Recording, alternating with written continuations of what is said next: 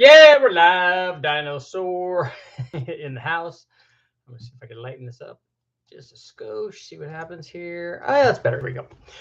So tonight, lots of things to talk about.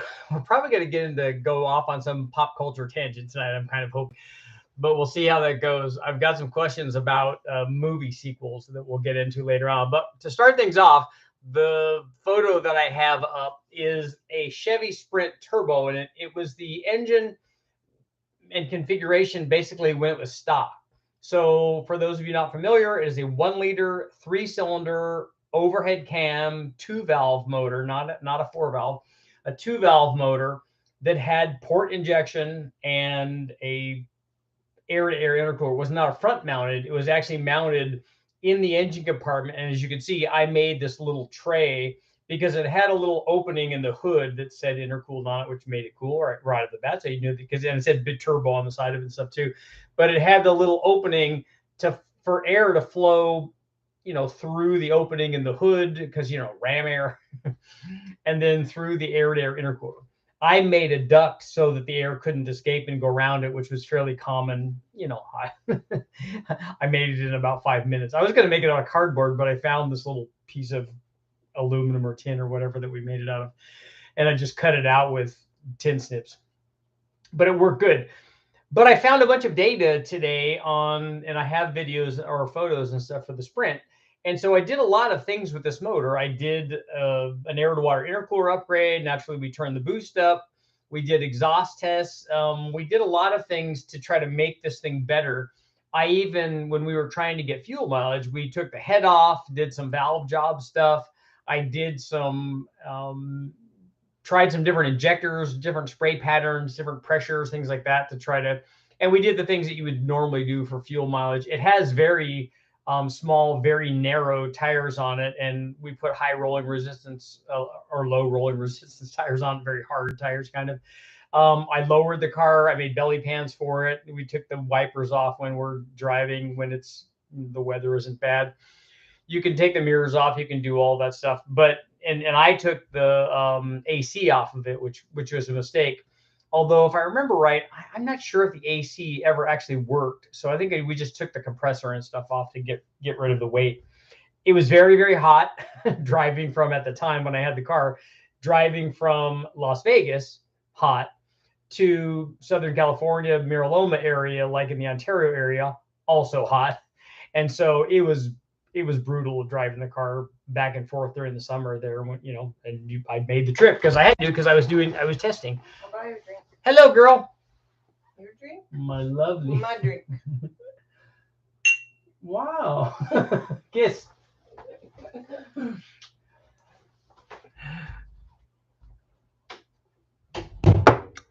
Frosty cold beverage. So driving back and forth to, from 100 and something degrees to 100 and something degrees was no picnic. But I have a lot of the modifications, and I can show you what happened when, for instance, I did a blow-off valve upgrade. We changed to a tile, like aluminum version. And we did the intercooler upgrade. We turned the boost up. I've just even small things, which you can do, and a lot of these things can be done to any turbo car, really.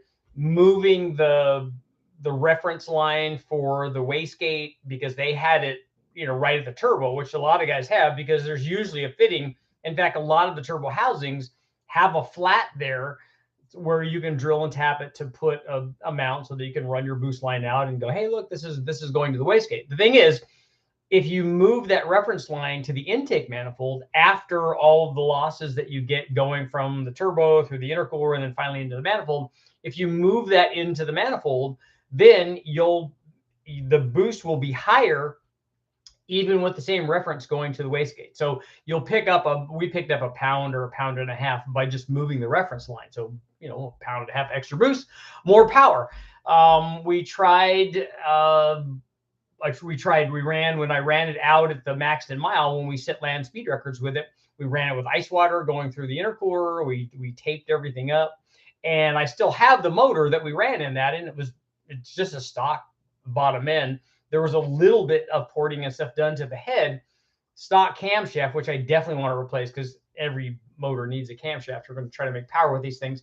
But I would actually like to port this head, because when we were doing it before, we were primarily interested in valve job and a minimal removal, because we were still kind of concerned with fuel mileage. So I wasn't trying to make it a performance thing. We knew if we hogged the head out, we could get more power, but I didn't think that it would improve fuel mileage if we did that. So we were very deliberate, and I had Fred from AccuFab helping me with that, because they have a Surdy machine and stuff, so that we could do the valve job. We could test it to see what it did to airflow, and we were kind of concentrating on low lift airflow. And so we were, and the thing ended up doing fairly well. I could get an honest, 50, 51 miles per gallon with that thing. And the other thing that would have helped that, if I could have improved the static compression with that thing as well, and maybe also advancing or retarding, playing with the cam timing. Even with the factory cam timing, I could have played with that and probably improved it.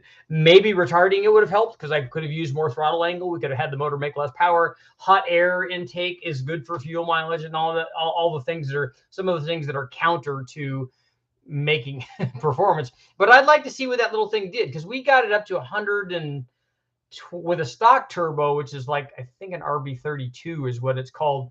It's tiny. I think we got that thing up to 120 at the tire, I think, out with Jimmy at HP Performance. And I think we ran it at about 110 or so, or 100 at the tire.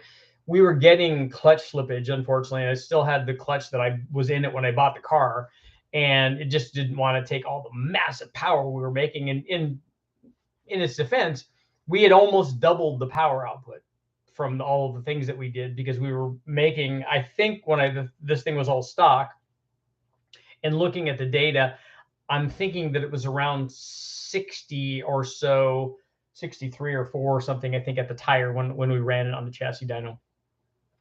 So it was rated at 70 at the flywheel. So I actually thought that was pretty good.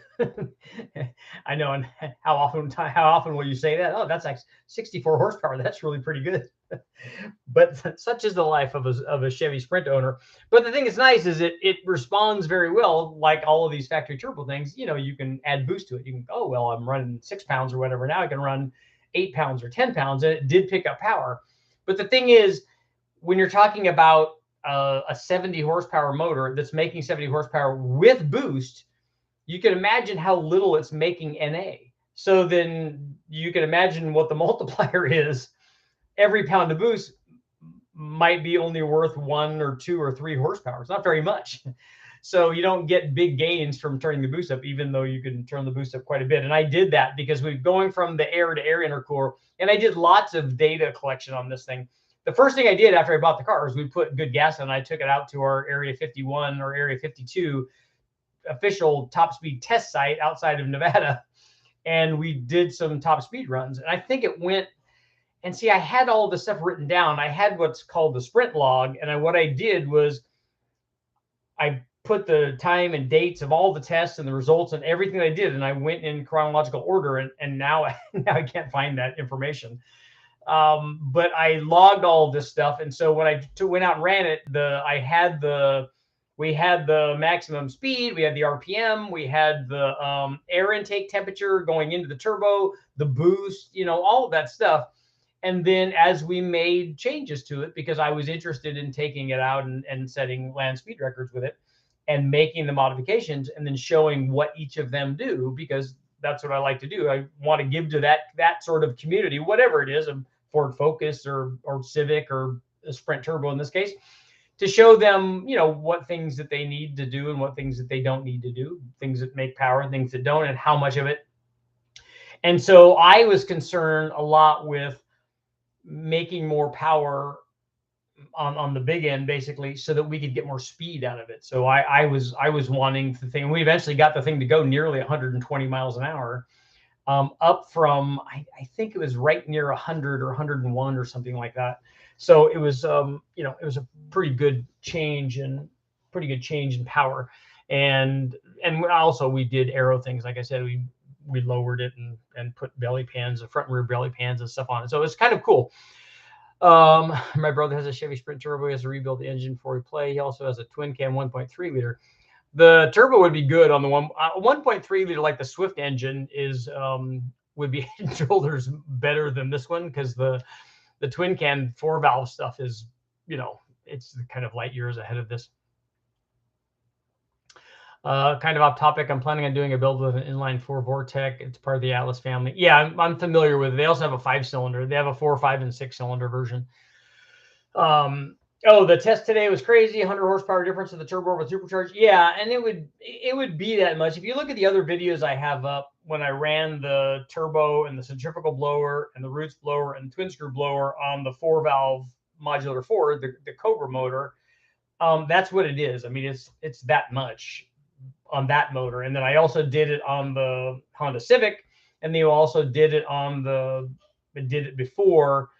Not all of those. I did a centrifugal and a roots blower and a turbo on a small block Ford as well. And that's what happens. I mean, the turbo just doesn't have the losses. And then the higher up in power you go, the greater the difference is going to be, because the loss is going to be, the amount of power that it takes to drive the supercharger to make, 500 horsepower is not very much, because it's not spinning it very fast, and it's not providing a lot of boost, and it's not providing a lot of airflow.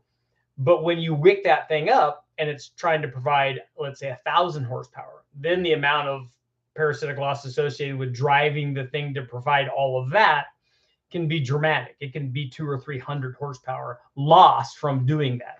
And so the difference between the turbo thing and the, if you size your turbos correctly, between the turbo thing and the blower thing at these higher power levels can be fairly dramatic.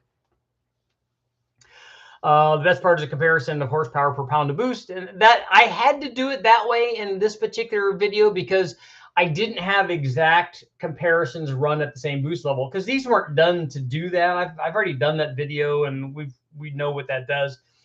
But they just happen to be run on exactly the same motor when we did this Demuse Engineering adapter kit to put that Ford Racing or GT500 blower on there. It made a lot more boost than I wanted it to, and more than I thought it was going to, but it did give us an opportunity, because I ran that same motor, that exact same motor, with that Truck Norris cam with a single turbo, although we only ran it at like 7.5 pounds. So the comparison 7.5 to 14.2 pounds had to come with horsepower per PSI, because it gave us an idea. I also was thinking about throwing in the very low boost version of the blower thing when I ran it with the bypass valve open, but that's not really a fair shake, because we're spinning the blower really fast and then basically evacuating most of the airflow. So it's not really representative of what that thing would do if we just pulleyed it to only make, that kind of boost. But I thought it was an interesting test, and it's, I like that kind of information, and I like implementing at least a smidge of math in there too, just to help people out and to show them what I'm trying to do is direct people into thinking in that direction. So when they're looking at it, they're like, oh, well, how much horsepower is that per pound boost? or what can I do to make it better? Or, just going off on that track. And then they can do all that themselves. I'm surprised. I haven't looked at all of the responses yet. I looked at most of them during the day, but I didn't get I have my dinosaur shirt on today, but I didn't get the wrong cam thing. I was kind of surprised. Maybe I've beaten that drum to death, but I was surprised that people didn't chime in with, oh, you didn't run them with the same cam.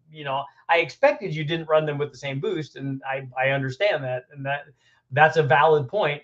And because, some people have it in their mind, you cannot compare stuff unless it's exactly apples to apples. That's why I had 2 apples that I had put in there before on some of the comments. But you can't do that. Well, yeah, ideally it would be that, and that would be better, I admit. But that doesn't mean we can't learn from the results. There's still lots of good information there, and we can still learn the same thing. And I even had some comments about people that, well, yeah, you need to turn them all the way up and see which one can ultimately make more power. It's not a test about an S475 and that 2.3 liter blower, or with the Kenny Bell, the 2.8 liter blower with the PTE 75, 76 or whatever, 76, 75, whatever it is. Because I don't care particularly about those two things. I wanted to show the big, general thing. This is what blowers do. This is what turbos do. And these things happen to be representing these because these are the ones that we ran. On the LS3, we just ran it on the same crate motor. Now, the thing is, they did have different camshafts. One of them had a turbo cam and one of them had a blower cam. And maybe the people in internet land like that better because maybe those were the right cams. If I was doing the test, they'd both have the same cam, because I know that taking away that blower cam on the blower application and putting the NA cam, which, by the way, that turbo cam was not a turbo cam, it was an NA cam, putting that NA cam in place of the blower cam, it would make more power, at least through the majority of the range.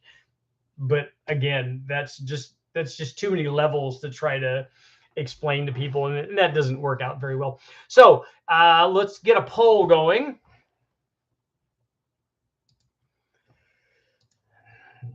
Do you want to see Chevy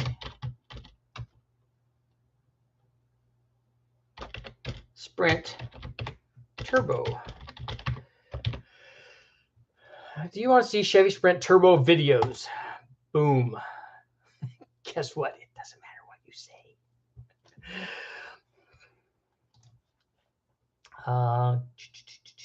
Speed Shack's in the house. TMC made a Sprint too.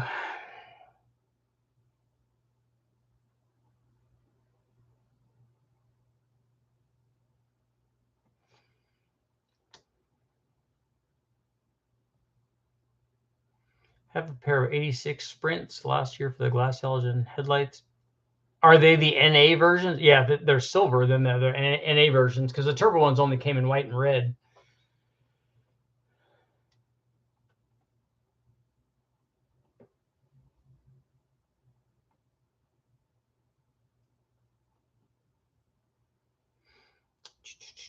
We had an 87 Sprint automatic non-turbo. Yeah, they didn't come with automatics.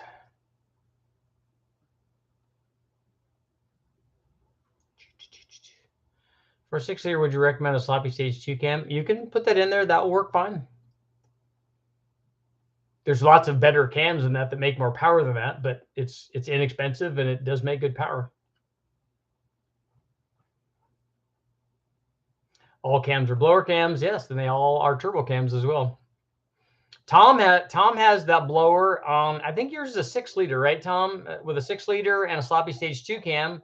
And guess what? That, as we know, we already saw from the data, that cam works with boost. It works with a turbo, works with a blower, it works with nitrous, it works with all of that. What about changing pulley sizes on a blower? You can do that, but we did that on the 3800 because I got a hub for it. But I'm not going to do that on the blower that's on the LS because that's not my blower. That's Mahovitz's. And so if anybody wants that blower setup, it's for sale.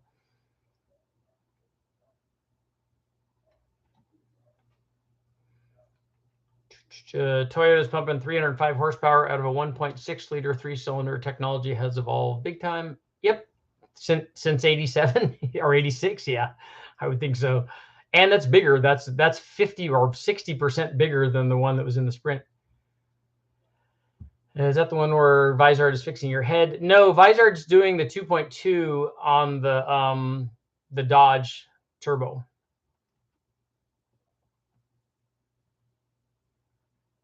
Sprint Turbo Big Bang.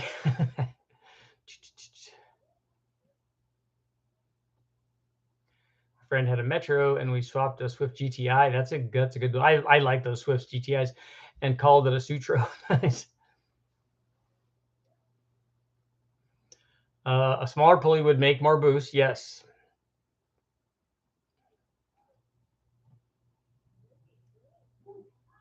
Chevy Spectrum. They had Spectrum turbos too. Could bolt on a turbo with the blower to have the best of both worlds. It isn't really the best of both worlds. Eventually the blower is just in the way. We have compound stuff up there and it's kind of cool, but ultimately if you're really wanting to make power, it would just be the turbo. I'm excited to see the results of the Dodge head. Me too. I need to, as soon as I get the Dodge stuff back and together, I got to hit David up and get the head back. Blues for Richard. I bought the big VMP Gen 3R 2650. That's a good blower. That's like 1,000 horsepower blower. How big of a Jimmy blower can you put on a 1 liter Sprint motor? I think that even a 471 is probably bigger than that motor is. I want to see now if I can just lift up that motor. I might be able to just carry it. Does anybody have a 171? That's what it needs, right? Yeah, the 2.2 I'm excited about because I have a lot of testing I want to do on that. There aren't nearly as many, although I did make an intake manifold for the Chevy Sprint. So it's not finished, but I'm gonna put it the rest of the way together. Super Richie intake manifold. Can you put a Jackson Racing blower on it? On the Chevy Sprint, the Jackson Racing now sells the Rotrex deal, the centrifugals. He was doing Eaton's before that, the little M45s.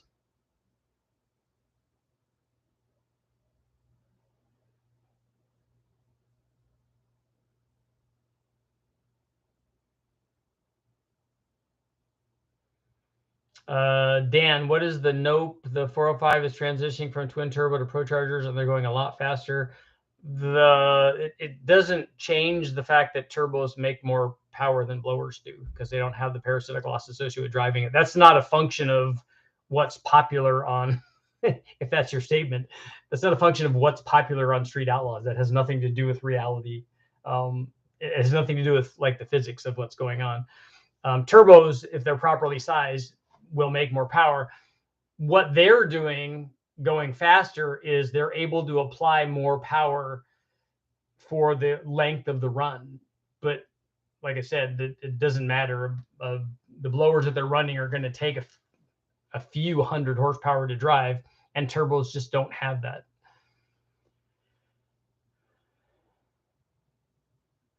When the fueling goes rich throughout a pull, does it bog down the torque curve? I have a fairly good Action 76. I have a fairly good video up of tuning because I did this test with the guys from Engine Masters, and we ran the thing down at 9-1. And then we ran it with, I think we pulled like, I don't know, 20 or 30 degrees of timing at it to see which one of those made the more power or lost the most amount of power. And even running it really, really rich didn't lose a lot of power. Going from, let's say that you were making best power at 13-1. That doesn't normally happen, but let's say that you were, and you went down to 11-1. You're not going to lose very much power. But when we took timing out of it, we lost like 100 or more horsepower. It was a lot.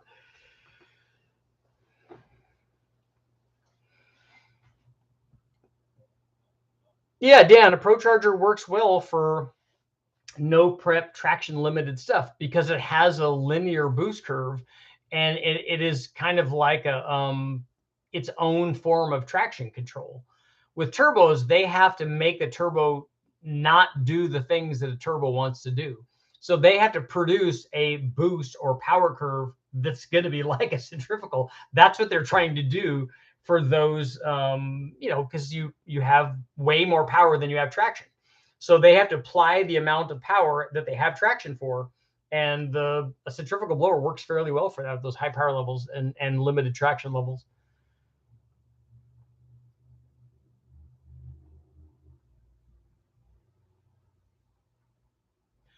Does anyone put a turbo on a Harbor Freight Predator engine? I haven't seen that yet. I'm surprised YouTube hasn't done, somebody on YouTube hasn't done that. I have a long-winded setup I'd like your opinion on. Yeah, just this is a good place to ask questions, not just of me, but of other people that are here.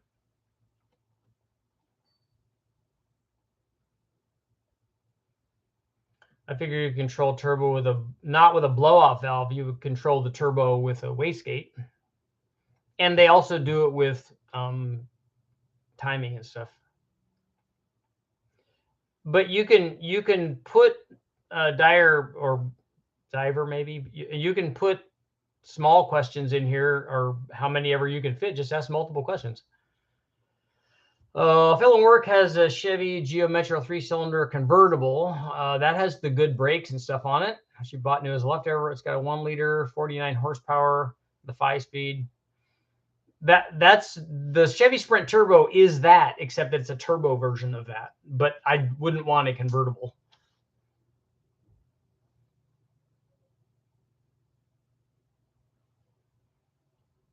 Plenty of turbo kart engine videos. Most fail. They need EFI. I would imagine that would be difficult. But they need boost, right? I mean, on your car, on your shifter cart or whatever, you definitely need to have boost with it and or nitrous. So we're at 85% that want to see Chevy Turbo, Sprint Turbo stuff. I like that. How many people have voted? 73 votes. We got 114 people. Everybody get over there and vote about the Chevy Sprint Turbo. You better be liking that. That's right. Recognize. And the thing about and I was looking at the boost response on the Sprint Turbo. It's really tiny, the turbo is. So the boost response is actually very good when we're running it on the chassis dyno.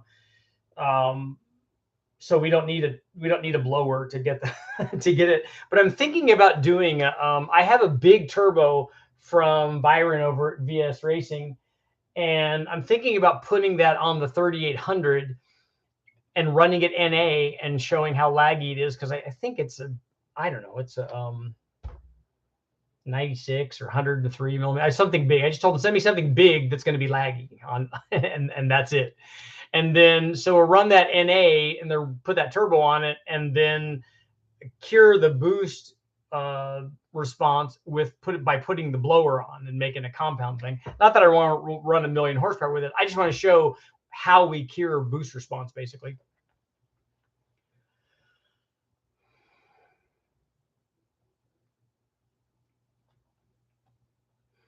The Magnum 5.9 is actually down in my storage by Westech.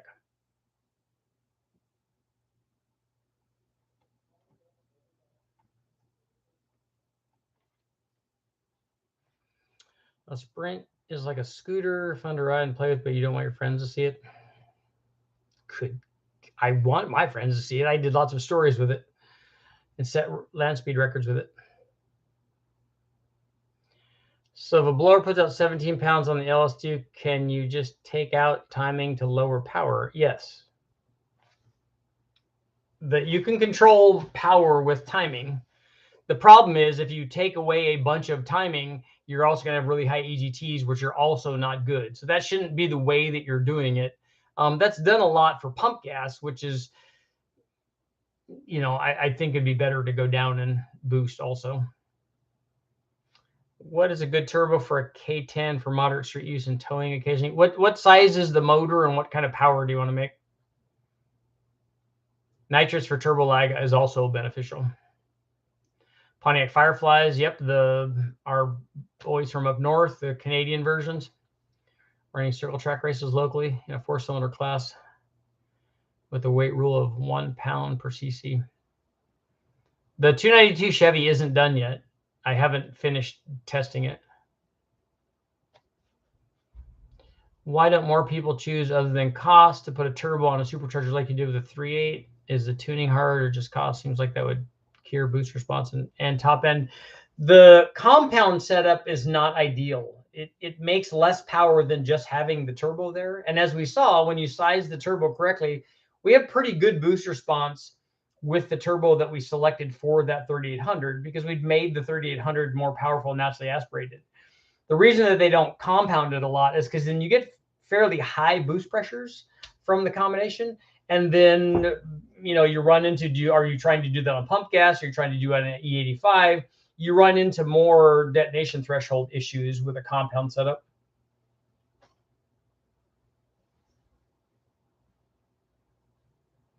Red, it's a 4.8 liter turbo 400, 308 gears. So what is your question? Do you want a cam for that? Google, I also have a slant 6.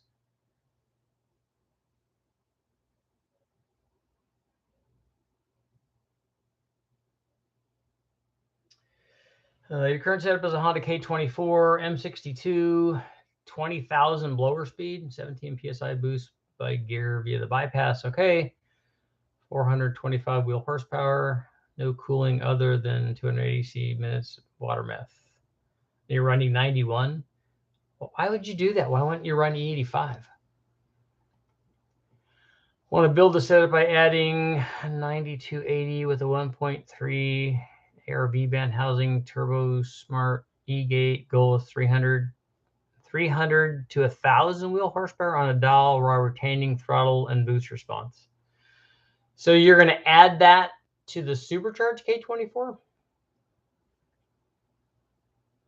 All cooling will be liquid injection like before, but with the 85 base fuel. I think you should have an intercooler in there if you don't have one in there.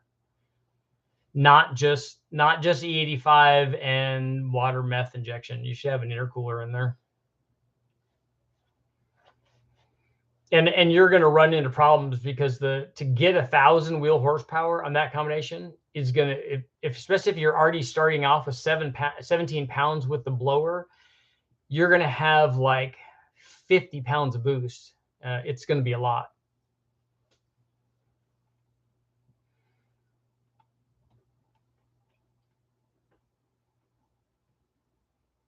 Double intercooler compound setup. Yeah, I agree. Having an intercooler between the blower and the intake manifold would be a good idea. And then having another intercooler between the turbo and the blower is definitely a way to go. People compound 2 turbos, small turbo feeding the bigger. Yeah, compound turbos for diesel stuff. Diesel fuel is not really detonation sensitive like like 91 is that he's trying to run. Don't you think E85 will make enough cooling to be your sole source of cooling? I don't. I think you should have an intercooler in there. Even though I already get sub-ambient intake temperatures with water meth. That seems like it's not accurate.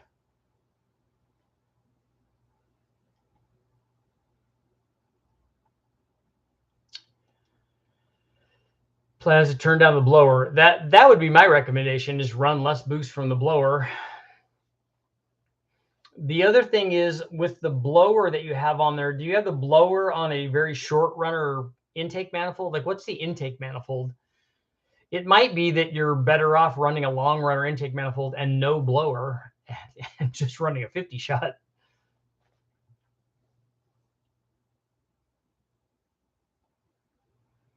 You need to run a heat exchanger with the intercooler. On an air to water, most people run the secondary heat exchanger.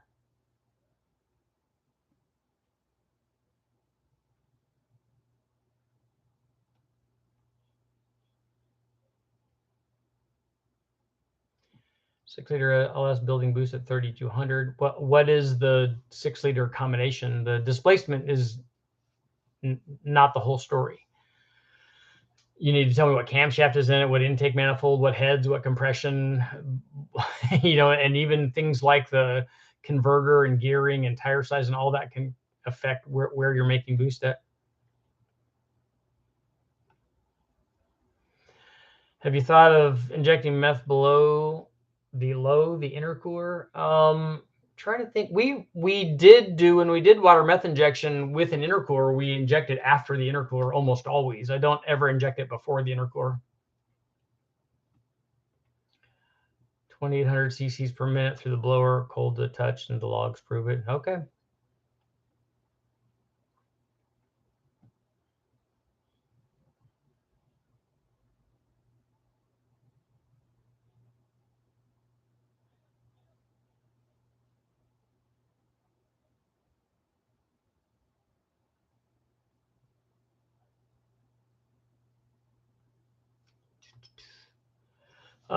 Thoughts of high compression motor on street with 2 separate fuel pumps feeding a 4-barrel carb with 93 to the primaries and race gas to the secondary. So pump gas at light throttle and race gas at wide open throttle. I don't know. I guess you could try that.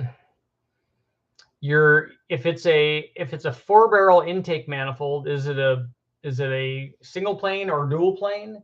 You're not going to be getting race gas. If it's not a single plane, you're not going to be getting race gas in all the cylinders. And even if it is a single plane, you're still not going to be getting the same amount of race gas in all the cylinders. But if you're not on the edge of detonation, then that's not going to be a problem.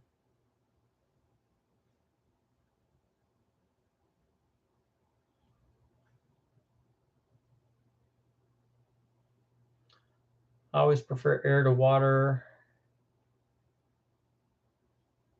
over just air to water. Air to water to air. I don't know what that is. I know what air to air is, and I know what air water is.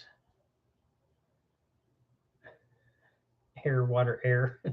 Does that mean that you just have a secondary heat exchanger in it to help cool that stuff back off?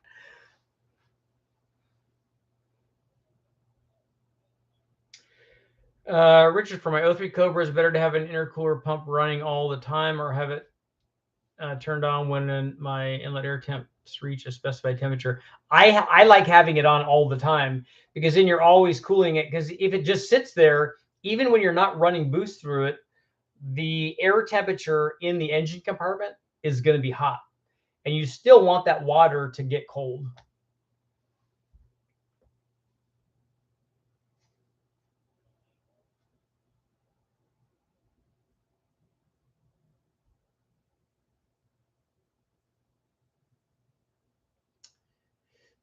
Mike, that's exactly why I didn't do distribution. Yep, run a tri-power and run the race gas to the outboard carbs only.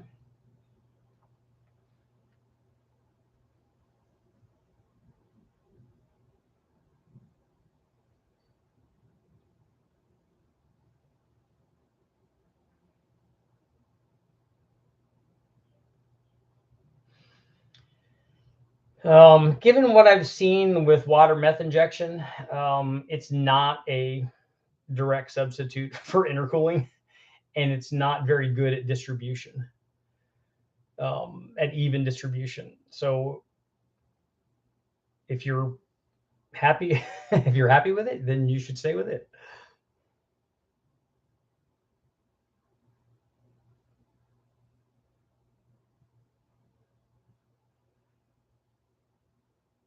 Yeah, it seems a little scary having the tune be constantly for water meth injection and then having that run out. And for me, I know I would just not get in it, but a lot of people can't do that. Would a rear mounted turbo on a 3800 make less power than an underhood turbo that's closer to the intake? Not if the boost is the same. Yet, turbo 3-cylinder sprints, where are we at? We're at 85% saying yes, 15% saying no. Thoughts on boost. I need to do a video on thoughts. Anybody that sends me messages or questions and uses the word thoughts, like as to end their thing or to start their comment or whatever, I don't answer those anymore. Just so you guys know. 7.3 liter Godzilla motor. Thoughts? Pass. I've never tested boosting, if that's your question.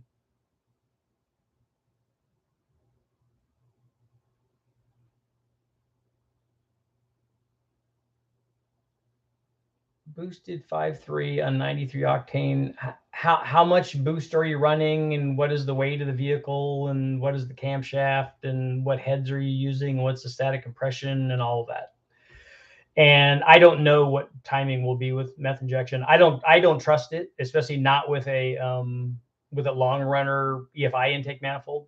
I think it's a recipe for disaster because it doesn't get to all the cylinders evenly, especially on a truck manifold. So I can't even hesitate to guess on that.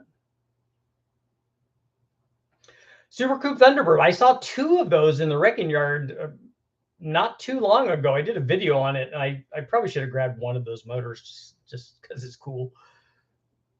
Todd's in the house. What's up?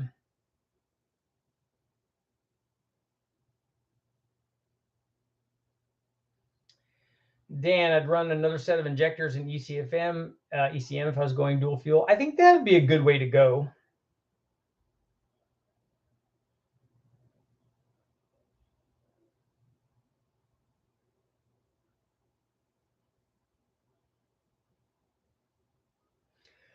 A water meth port injection by the life is a good idea. That's what I talked to Freiberger about after we ran that original test for Engine Masters, because we weren't getting even distribution, and that wasn't even a truck manifold, which I think would be the worst one. That was an LS6 or a Dorman version of the LS6 intake manifold. And even still, we weren't getting the same cooling going to all of them. And I'm sure if we tested, but I don't think we did test mixture, because we'd need to test mixture without it first to see how the mixture was, even with just the intake manifold, which is not going to be perfect anyways. Because I remember doing a test with EFI and having to adjust it even just before we added water meth to anything. But the thing is that we could never get an even amount to all the cylinders. And then what I wanted to do is I told them long time ago that I would do this. I haven't done it. I wanted to do a port injection, and I was hoping that they had small enough nozzles to be able to do that. Small enough nozzles, and or we could obviously lower the pressure and stuff.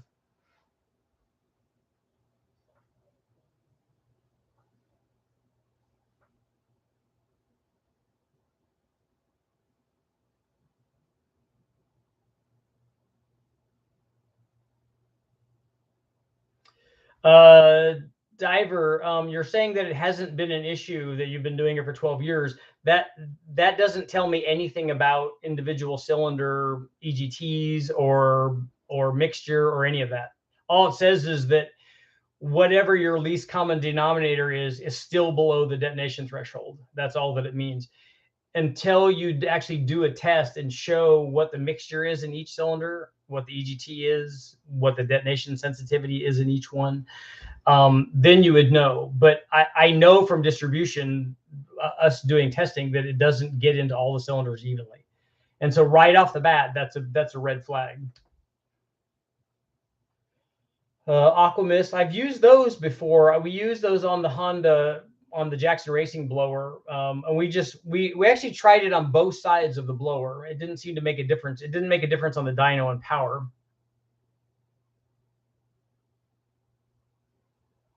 Richard, next time we test a double overcam V pattern motor, let's see, we need to flip the cams on one bank and test a big bang firing order.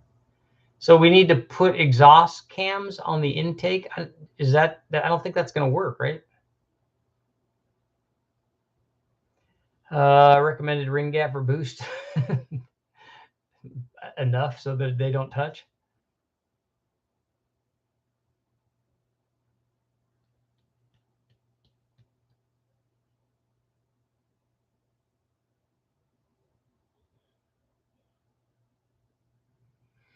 Airfill data is almost useless with water injection because it swamps the O2 sensor with water. Are you still having raw water come out the exhaust?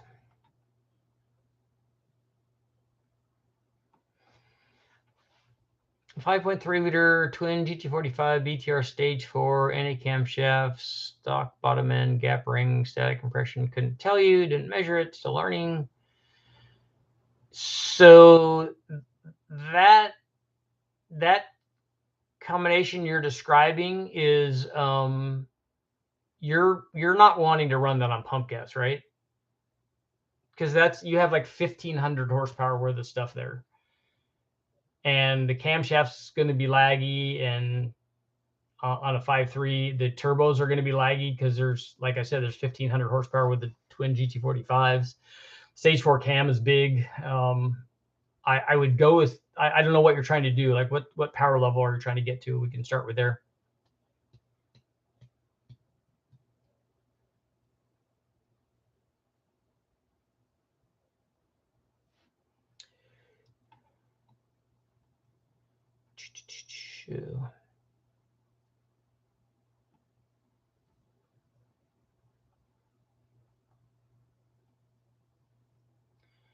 Just turn both cams on one bank 180 degrees and set it up with waste spark. I'm just having trouble envisioning what you're talking about.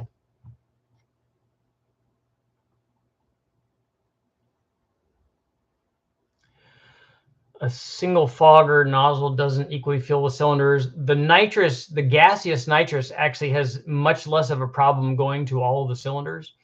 If you run a wet fogger setup, the fuel has a problem getting there. So that part of it actually is much less equal. I think the gaseous part of it is actually not too bad.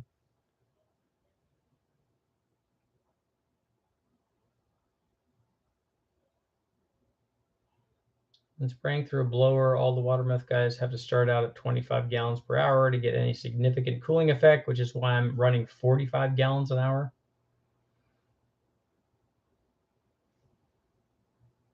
So you're running 45 gallons an hour on a 400 and something horsepower combination? Seems like a lot.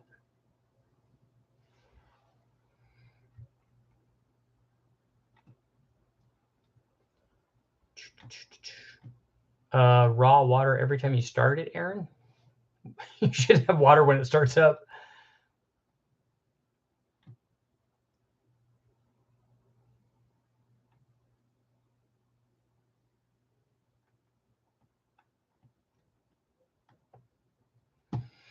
So how's our 85% saying yes? It looks like we're going to be doing Chevy Sprint stuff.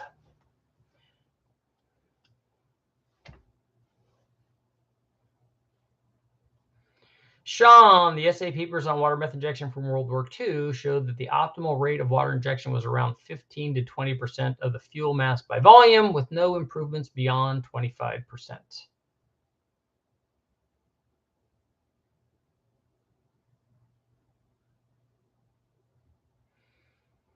I normally do 7 thousandths per inch of bore for, I mean, like for the big bang stuff that we're doing, which is we're just going to continually go up and boost until, and we have a fair amount of timing in it as well, because we're going to run whatever boost it takes for something terrible to happen to the bottom end. Richard, would you run direct port wet nitrous under a positive displacement blower with meth for the wet side? If I was going to run nitrous through a blower, I'd run it through the top side of the blower, and I'd run the meth definitely through the top side of the blower, because you're going to get a lot more charge cooling from that.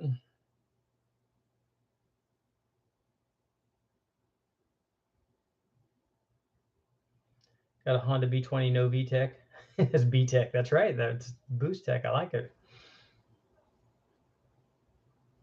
Turbo on a stock aluminum truck 6.2, except 600 exhaust lift cam and springs. How do you have 600 exhaust lift only? How did you do a cam that only has an exhaust lift change?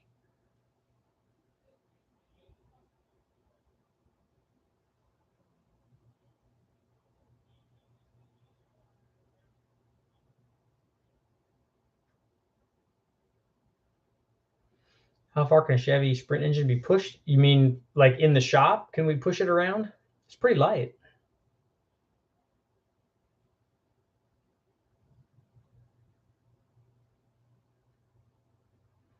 Although it's not all aluminum though. So Peyton, you're saying that the truck has a camshaft in it, some sort of aftermarket camshaft? And I guarantee you it just doesn't have more lift. It has more duration too. Yeah, my Sprint was about 1,700 pounds, I think.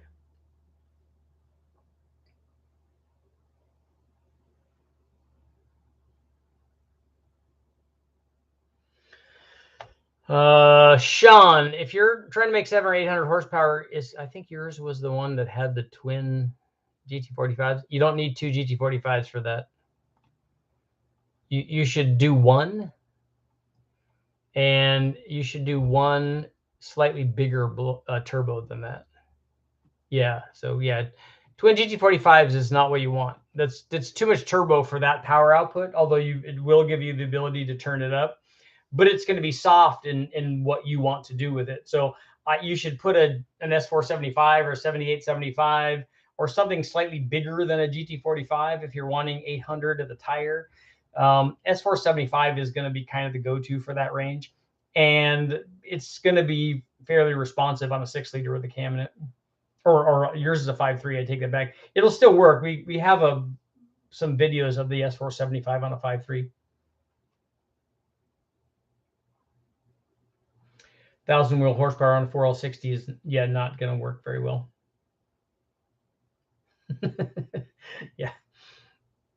yeah, that's not going to work.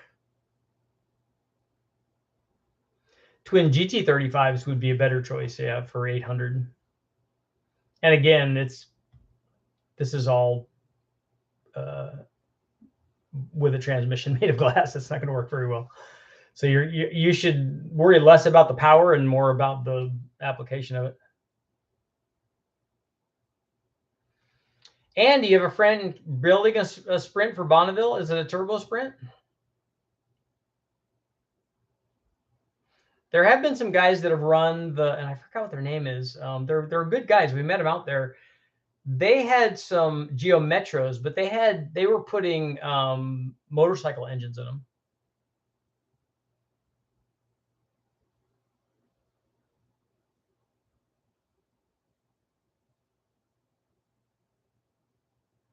Streamliner Sprint.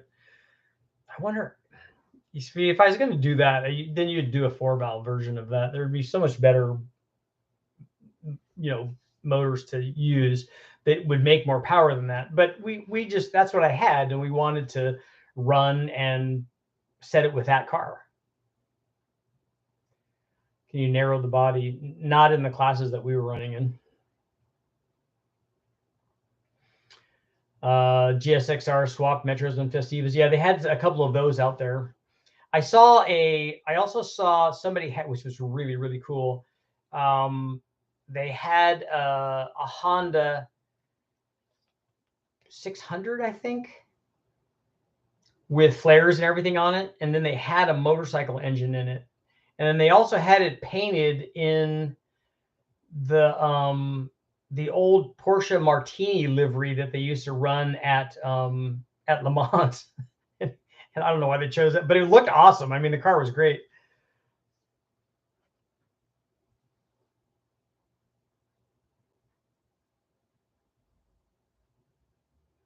Turbo because of class records from the 80s. The production 1-liter record out there is not very much. It's 116 or something like that.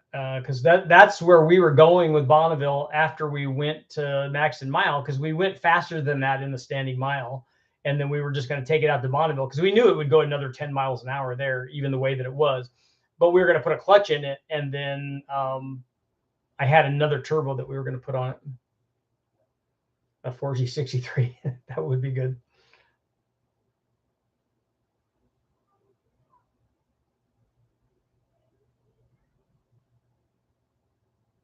What if we start rating wheel horsepower in Metros? Rural Metros? Yeah, because Andy, that car runs in HI. It's either I or J. I can't remember. No, H is 1.5. So it'd be I think. And it's production supercharged.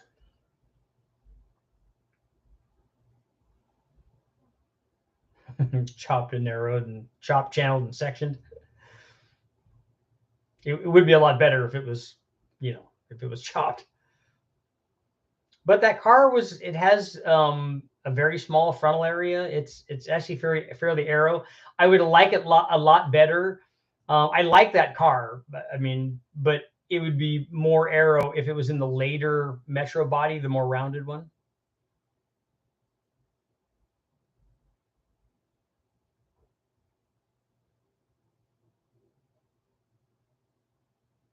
Subaru Justy, okay.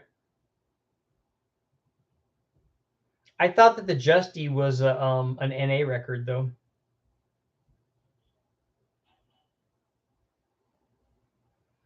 I want to see Richard and the Road Cook guys do 24 hours of lemons in a Sprint, Metro, Festiva, or Justy. I like the Festivas also.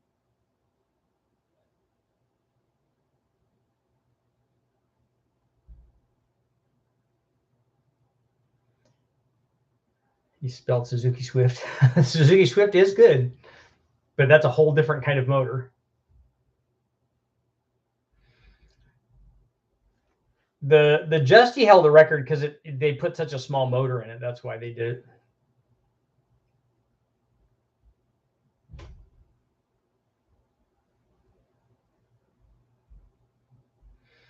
But you need to hurry up and go out and run that 1-liter class. Because I have something else going out there that's going to have a 1-liter in it.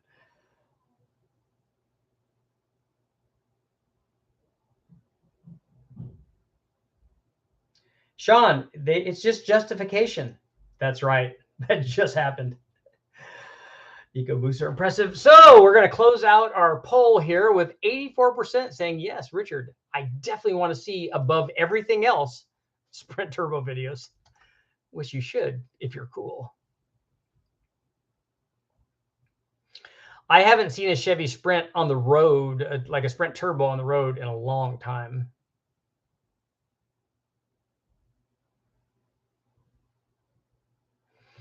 A 660 from a micro truck, or any of the Kai class cars, which are also very cool.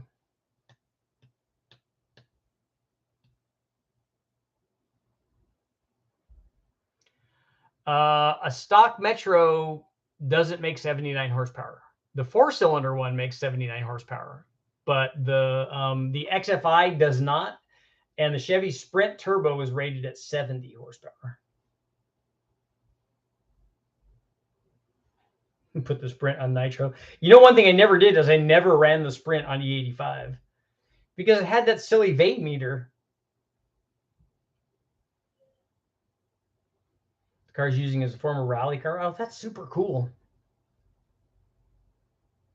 What the heck is a Sprint? Chevy Sprint Turbo. Come on.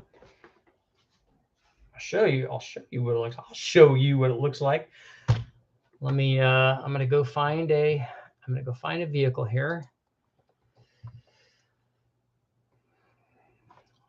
And let's go here and then here, and pictures and photos. And I have the Chevy Sprint has its own. Yeah, what's up? So I'll open this up. I'll take a picture so you guys can see it, because you can't see it now. I'm going to show you what it looks like. You guys will be thinking, man, that Richard guy, he is so cool. No. You know who'll be saying that?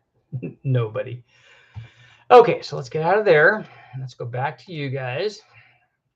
This, my friends, it is the sweet, sweet Chevy Sprint Turbo. And you're all so jealous. It's not really showing. My camera is just not focusing very well there. Look at that. Yeah.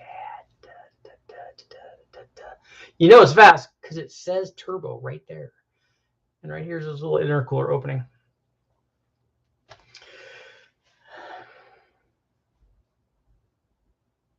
That guy comes to car show with a 1970 Chevrolet Sprint Turbo convertible. They didn't make that. In 90, there was no Chevy Sprints, and they never made a Sprint Turbo convertible. He could have made that himself, which was kind of cool. He could have done it with a Metro convertible.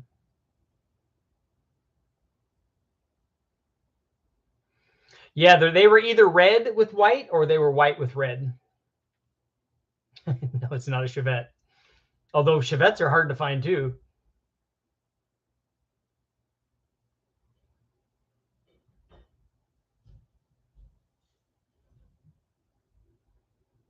Yeah, Sean, I tried a lot of that stuff. We do clicks on the vane meter, so you take the lid off and tighten it up basically so the door doesn't open quite as rapidly. So it's slowing the opening rate. And then these are cool because the distributor had a vacuum advance and boost retard pods on it, so she'd go both ways, which is awesome. I didn't put an FMU on it, but I have a rising rate regulator that I can adjust. It's either 1.5 to 1, so it'll go 1.5 pounds of extra fuel pressure per pound of boost, or 2 to 1. So we don't want a ton of extra fuel pressure, but if you want a little bit, you can do that. So we had our little saucer section that we use on our AccuFab used to make the regulators for us. And then my buddy Bernie designed the little saucer section that we could put in the middle there. And that worked out really well. And we put a bigger fuel pump in. The air to water intercooler is the thing that worked the best. And I got that from the guy. I got the core from the guys at Kenny Bell.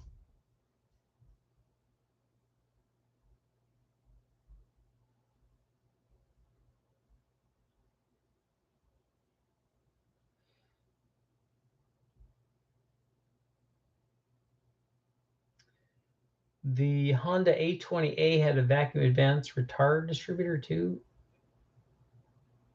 Is it a turbo motor? Why would they have a? Why would they retard the boost? Did it have boost? So Admiral, you want 5.5 Metros?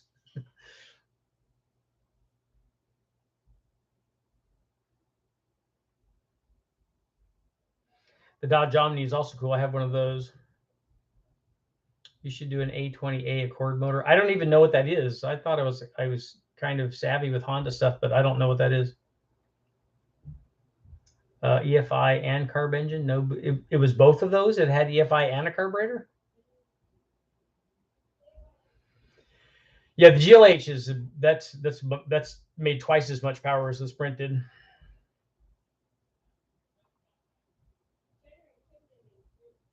Who would ever own a Dodge Omni? A GLH?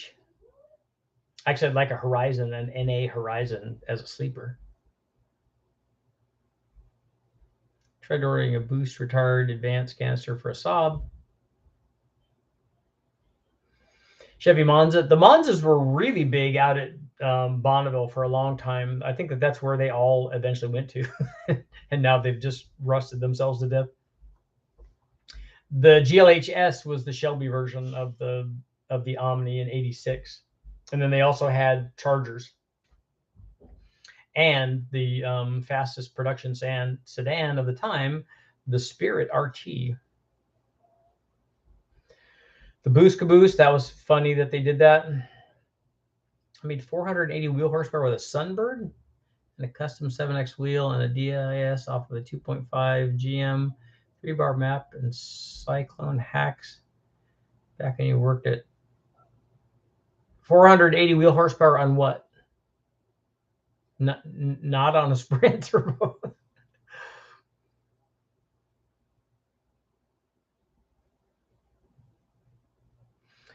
You're going to do Chevy Sprint stuff regardless. Yeah, it's use the poll to ask a multiple choice question. It won't let me do that. It only says yes or no.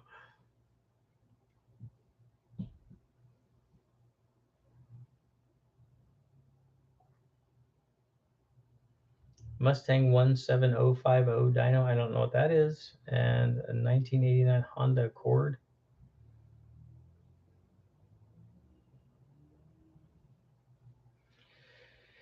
I don't have any experience with a turbo TA301. I thought that I'd gotten a hold of somebody or he had reached out and that he had one that he was going to let me run, but I haven't heard back from him.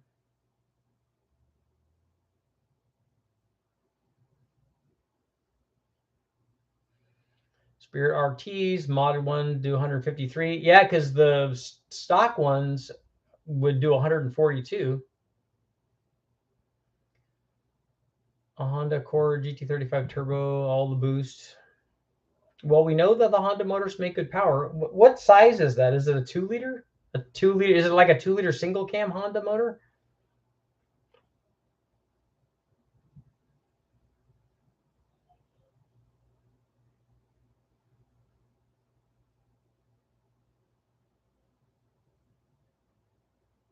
I almost bought, before I got the Omni, I almost got, because the same guy had a Spirit and it was running and I called to get it and he had already sold it. It's a 2-liter 3-valve single overhead cam Honda. Okay.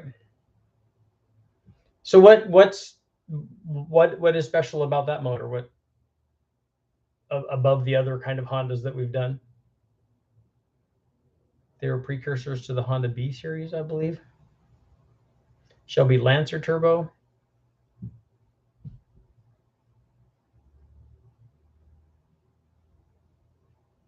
You're going to set up your dyno for measuring in rear wheel geometras, RWGMs.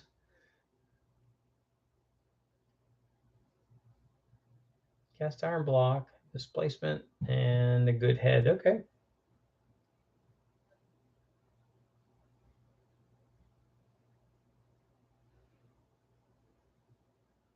A B20 is too big for. I don't think that I don't think without doing some serious cutting that you could put a B series Honda into the Sprint engine bay.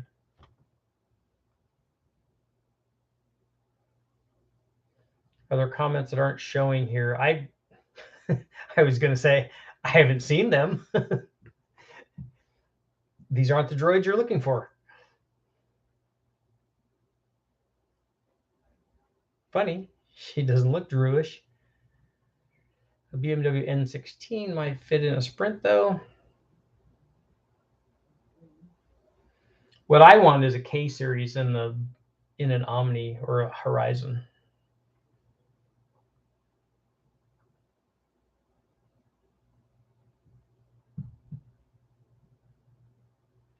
I just hear you reading off comments I don't see in the comment screen. They're appearing on mine.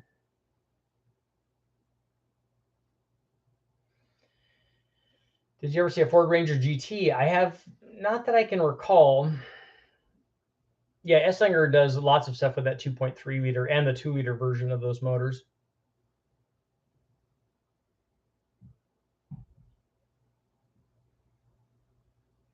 May I ask, for a distributor running engine, have you noticed a difference between the vacuum advance being ported directly to the intake manifold or carb? A difference between what? The way that it functions? You want it to be ported vacuum.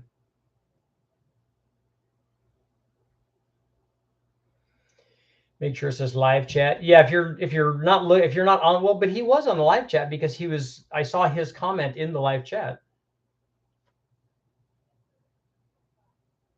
Unless it's the Twilight Zone.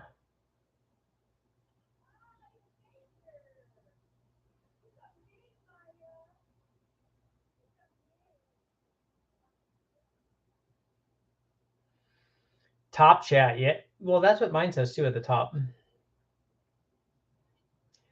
AMC Spirit with a 304 3-speed stick, a new guy. Those are cool cars too. They were ahead of their time. A Hyundai Beta motor. My buddy Tom had one of those in a Tiburon that he used to drag race, and that thing went 10s, I think.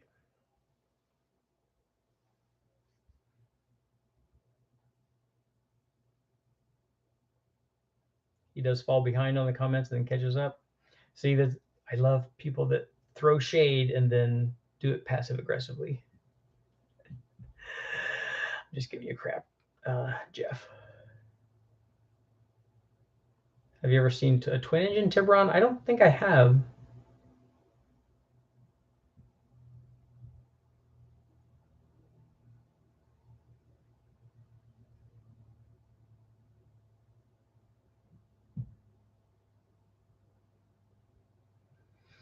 The Eagle was all-wheel drive.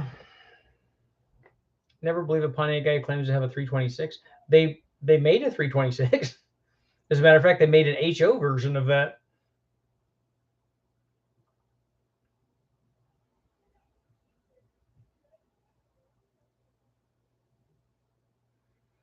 Goodman, yeah, the Honda pistons in the Suzuki thing work.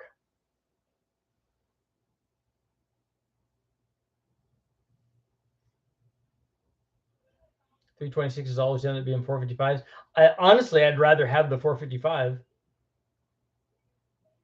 Yeah, Pontiac made 326s and 350s and 301s.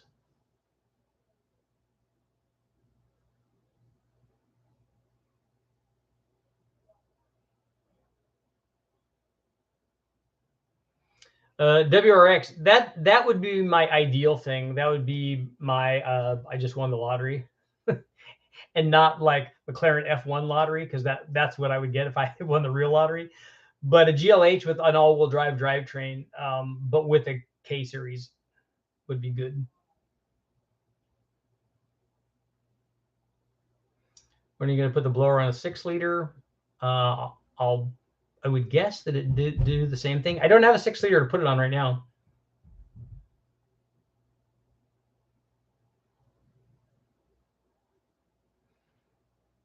The Vitara pistons for low compression. Vitara.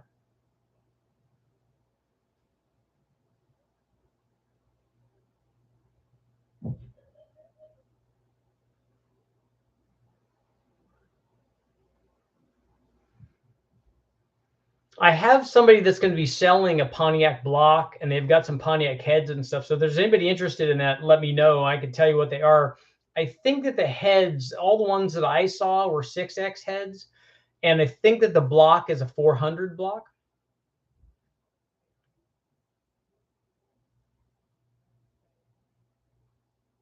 Ram Air 4 heads on 326, not a 301.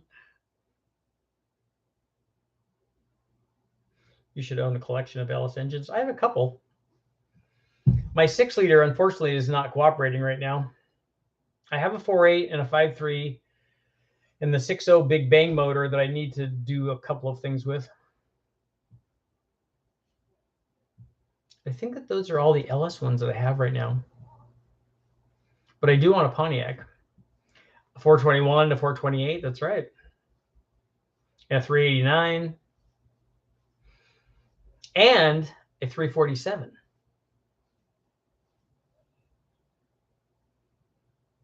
Who's going to remember that?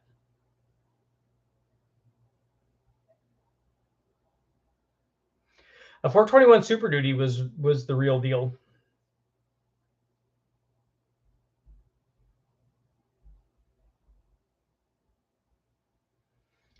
Can you explain why low compression engine is better for boost? Well, the explanation is that it's not. You don't have to run 7-to-1 compression anymore for turbo motors. You can put it on factory motors that are 9-to-1 or 10-to-1, and it works just fine. The balance is that you have to run, for guys that want to run on low octane fuel, low compression is probably a better way to go. Not because it makes more power, but because it gives you a bigger tuning window where you're not going to detonate the thing. If you're going to make lots of power, you want compression and boost. After all the work David did on the 2.2 head, you have to run it. We're definitely going to run it. That's why he's doing it. 69 Firebird with an HO 326. Yep. I think the Pontiacs say what block they are, don't they? Is there any Pontiac guys here? I think that they say. I think this one says 400 on it. Wasn't there a Trans Am Racing 303? Yes, but not. That's not a factory displacement though. They didn't actually offer that.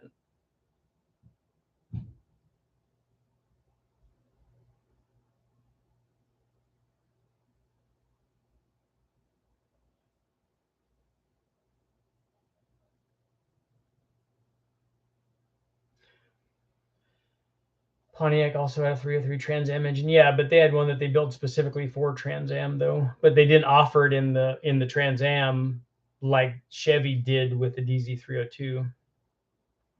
Tony is taking a 400 out of the 460. I've been watching Tony. See that that disco Firebird that he has is pretty cool.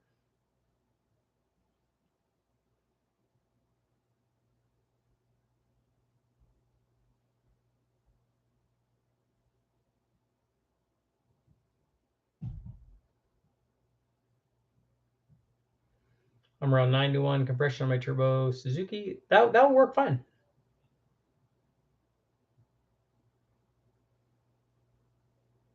A 69 Trans Am had a 303 option. I'd like to see that. Less than 25 were made. I think that number is a lot smaller than that. Like it's none.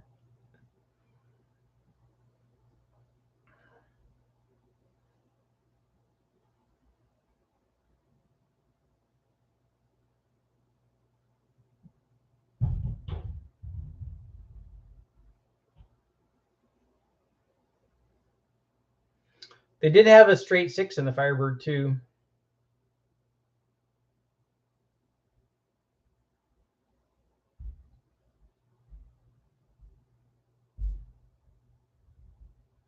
Ooh, a Pontiac wagon with a Super Duty. I didn't know that they had that.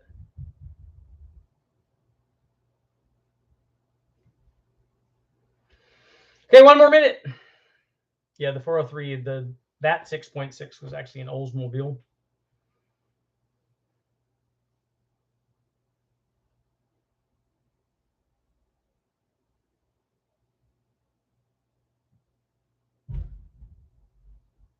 Pontiac has 8-lug wheels.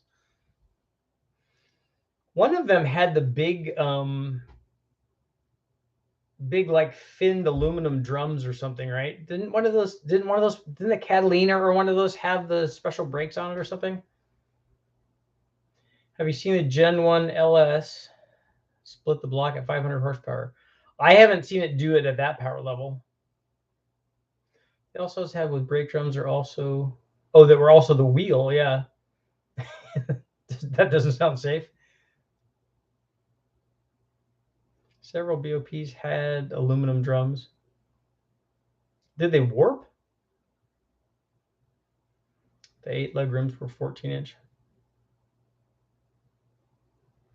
Goodman, thanks again for delivering that 8.1. We're going to do some more stuff with that. Super Duty 428 wide, 8 lugs.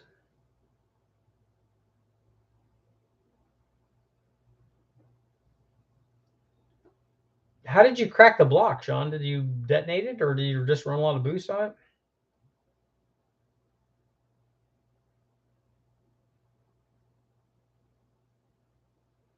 The cubic inch is cast on the side of the Pontiacs. I thought that this one said 400. I'm not that familiar with Pontiacs.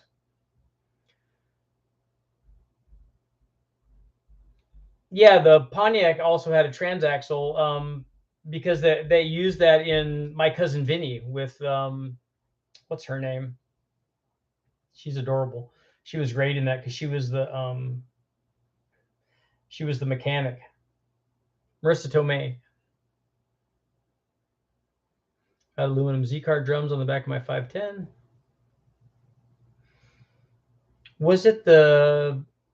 It was the other version of the GTO. Was it a Tempest that had the transaxle?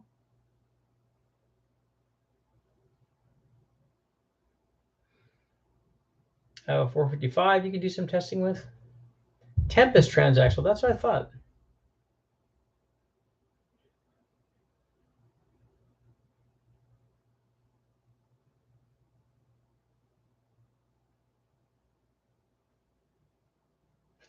Oh, you blend.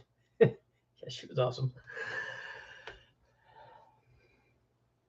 That's how they were able to go over the bump and still had positive traction and still maintain 2 burnout marks. Because if it was a solid axle, they wouldn't be able to do that. The GR Yaris, yeah, that is a cool. I had a Yaris also, but mine was not a GR. Mine was the Yaris S. So it had all the looks, just none of the power. Please do testing on boost threshold on the 2.2. So like the most that you can run, is that what you're thinking about?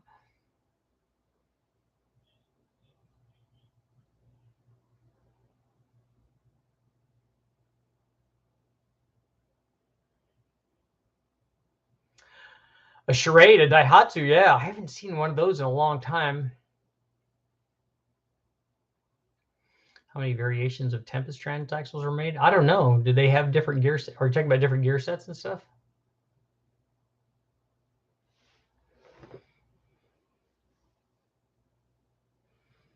Now Dan's going to make me look up these 303 Pontiacs and see if they had Super Duty heads and stuff on them, and see if they ever came in any production cars.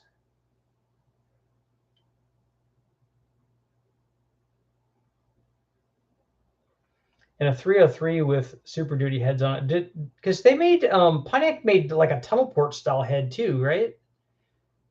With a Ram Air 27 or whatever.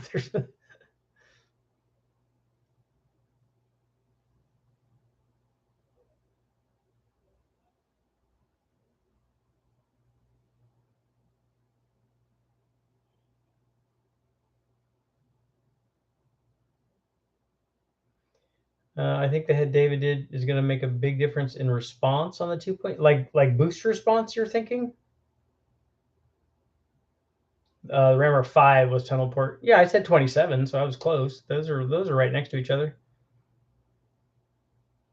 It wasn't just a posi because he went over a curb, and they went over. If you went over with a solid axle, one wheel would come off, but that one didn't because they would both stay planted going over the curb at an angle.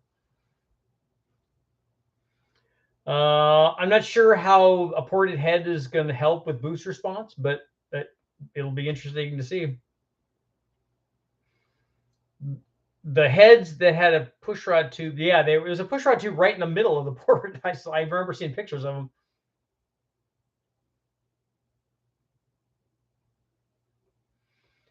If the cylinder head improves low speed NA torque, then it will improve boost response.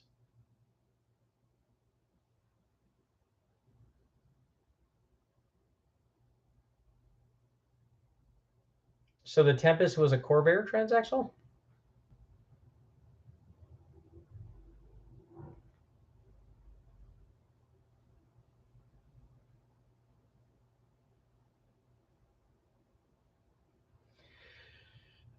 So there's only displacement stamps for 350, 400, and 455. There's no displacement stamp for 421, 389, or 326 blocks. These are none of those. This is the one that this one is definitely a 400 block. The velocity and port efficiency of the exhaust will be the difference maker. Like I said, if it improves the low speed power of the NA combination, it will improve boost response. If it hurts that, it will not improve boost response.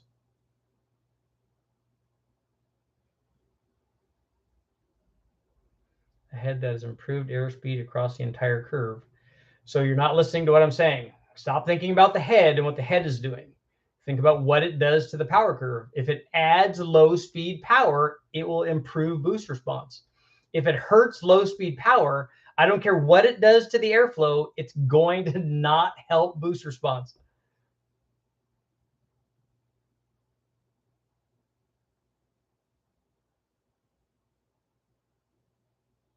Lisa, what's up?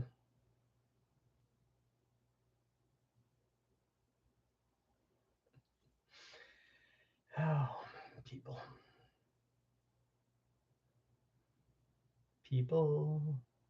People helping people.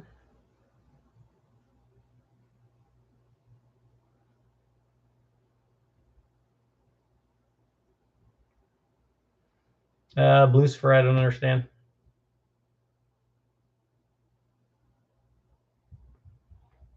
The Tornado had a transaxle, right? But it was an automatic. Was it? It was like a turbo 400 version of a transaxle or something. Lisa's 2 more minutes.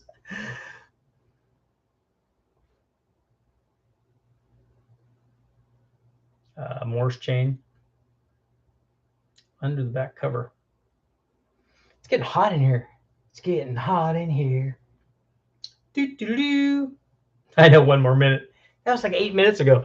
Okay, guys, thank you all for showing up. I will see you guys all tomorrow. If you have not, make sure you go check out the video on boost, the blower versus the turbo.